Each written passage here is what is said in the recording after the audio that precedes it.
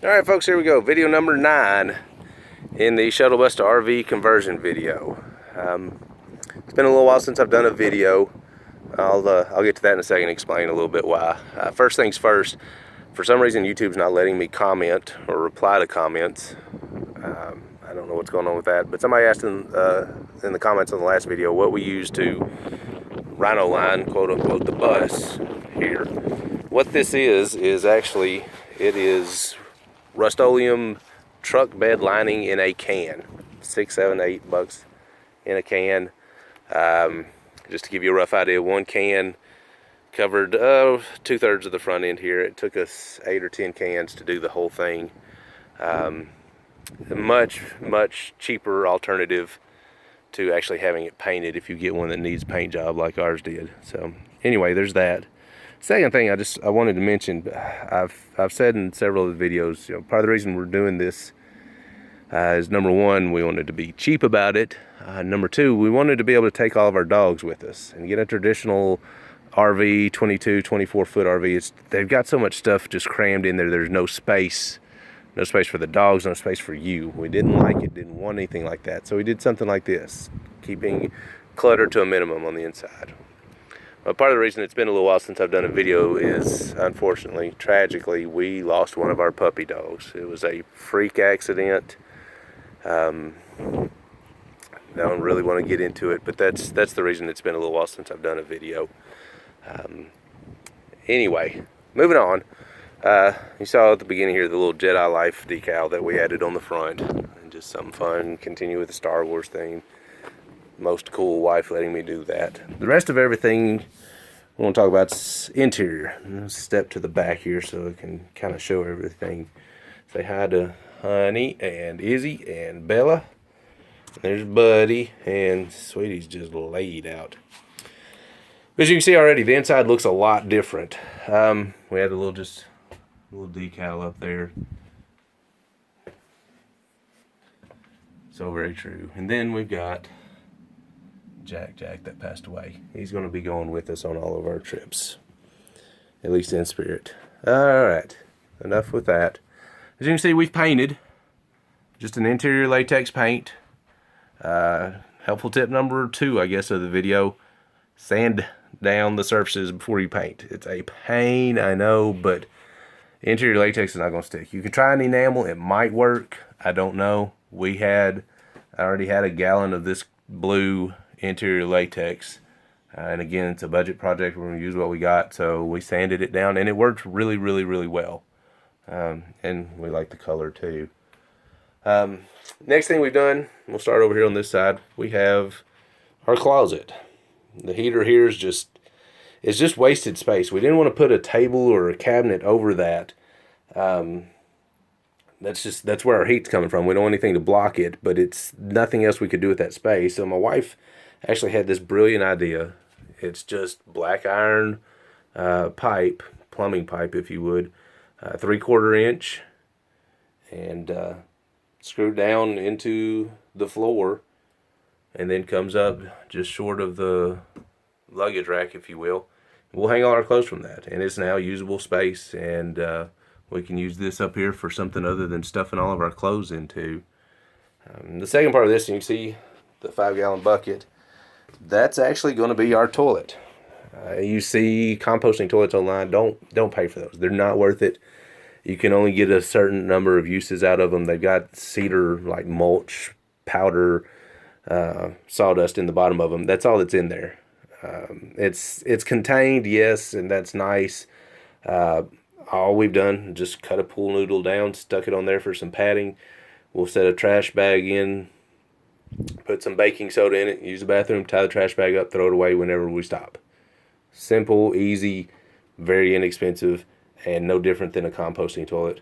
You don't have to spend the money, the heartache, the pain, the time of trying to plumb your bus, which, as we figured out when we first looked into it, you're talking about hundreds of dollars and a lot of work. It was work we just didn't want to do, money we didn't want to spend. Over on the other side, we have our fridge, and I'll show you what the little heat shield's covering here in a minute. 2.3 cubic foot, I believe. 1.7 maybe. It's not a real big one. We don't need a real big one. We're not going to carry a lot of refrigerated stuff with us. And then the other big thing you can see is our cabinet here. It's just a cheap from Wayfair, I think like 120 bucks. It's actually an entertainment center. We wanted something that was smaller, that would fit into this space and not stick out. Excuse me. And still have some workspace, cabinet space, if you will. A little bit of some extra storage, somewhere to stick our microwave now. The power inverter will actually go in here. Word to the wise, don't use jet.com. They're fairly inexpensive, but my goodness, we've had to order the power inverter 3 times now. They've canceled the orders, and we don't know if they've shipped this third time or not. Just stay away from them. It's not worth it. But anyway, and then we needed somewhere to put our sink. And you can see I've got the drain pipe coming out. We'll just have a little plastic bin with a lid on it that the pipe will go through, drain into. We're not going to use it for anything more than sink showers. Wash your face, wash hands, wash dishes in. I just drilled a hole into this. It's a ceramic coated tin pan. Got a drain plug from Lowe's that'll open and close, and then flex pipe that comes down so I can stick that however I need to stick it, and water will drain down into here. When it's full, empty it out. Really simple, really easy. Again, really inexpensive.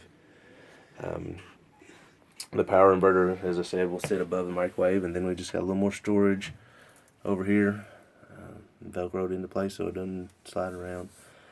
The entertainment center here is not bolted in yet, just because I need to get the power inverter tied into the electrical before I set that in place.